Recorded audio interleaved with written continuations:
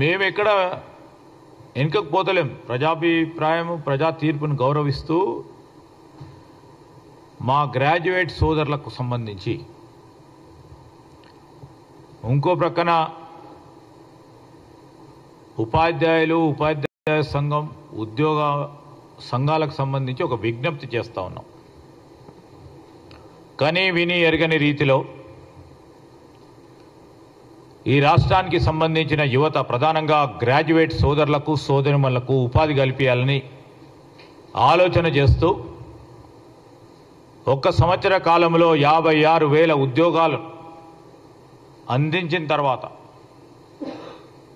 అదేవిధంగా వారికిన్న పట్టభద్రులకు సంబంధించిన నైపుణ్యాన్ని పెంచాలని క్రియాశీలకంగా ఈ రాష్ట్ర ప్రభుత్వం ముఖ్యమంత్రి గారు నైపుణ్యానికి సంబంధించిన స్కిల్స్ యూనివర్సిటీని ఏర్పాటు చేసి భావితరాలకి సంబంధించిన మన యువతకు సంబంధించిన దిశను అందించే ప్రయత్నం చేస్తూ ఉన్నాం.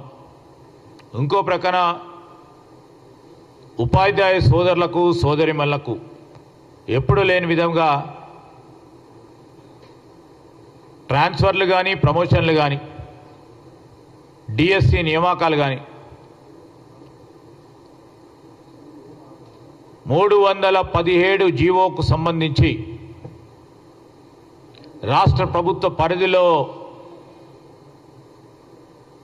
రాష్ట్రపతి ఉత్తర్వులకు సంబంధించి ఆ పరిధిలో రాష్ట్ర ప్రభుత్వానికి ఉన్న వెసులుబాటును అందించి వేలాది మందికి ఈరోజు ఆనాడు ఇబ్బంది పడ్డ 317 జీవో ప్రకారం ఇబ్బంది పడ్డ ప్రభుత్వ ఉద్యోగులకు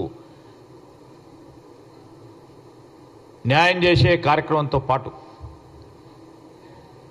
ఒకటి తర్వాత ఒకటి చేస్తూ ఉన్న తరుణంలో తప్పకుండా ఇంకా కూడా చేసే క్రమంలో ముందుకు నడవాలని మీరు ఆలోచన చేస్తే తప్పకుండా చేసి ముందుకెళ్తాం. ఒక స్ఫూర్తిదాయకమైన ఆలోచన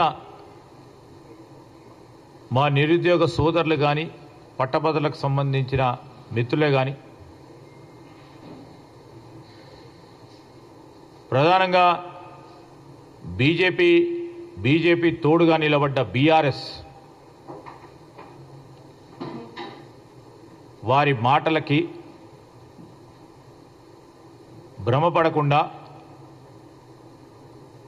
మరొక మారు చెప్తా ఉన్నాం. పట్టభద్రులకు సంబంధించి కానీ ఈ రాష్ట్రంలో ఉన్న యువకులకు సంబంధించిన శ్రేయస్సు గురించి పనిచేయాలనే తపనతో ముందుకు పోతా ఉన్న ప్రభుత్వానికి ప్రోత్సాహం కల్పిస్తూ ముందుకు నడవాలని వారిని కోరుతా ఉన్నాం.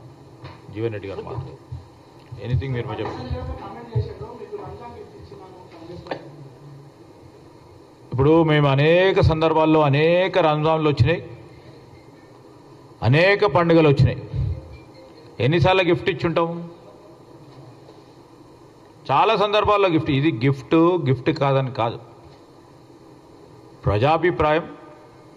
మీరు రంజాన్ గిఫ్ట్ ఎవరితో కలిసి ఇచ్చిండ్రు అనుకుంటా?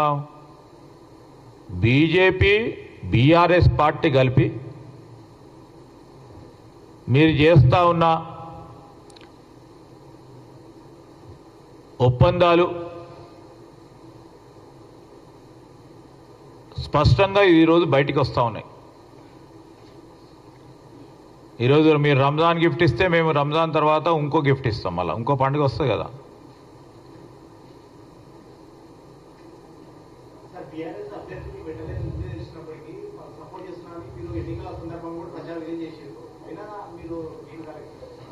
గేను నా గేను అని ఉండదమ్మా. ఈరోజు బీఆర్ఎస్ నేను చెప్పినప్పుడు 2-3 రోజుల ముందు కూడా స్పష్టంగా అన్ని హంగులాలతో బీజేపీ గెలవాలని ప్రయత్నం చేశారు. మీరు బీఆర్ఎస్కు సంబంధించి ఆనాడు ఖండన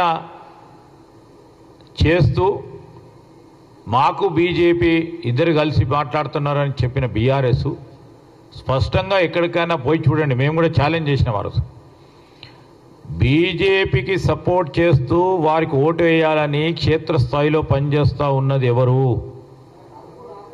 ఏదైనా గ్రామానికి వెళ్ళి చూస్తామని చెప్పినారు, ఛాలెంజ్ కూడా చేసినాం. ఈరోజు రెండు కలిపి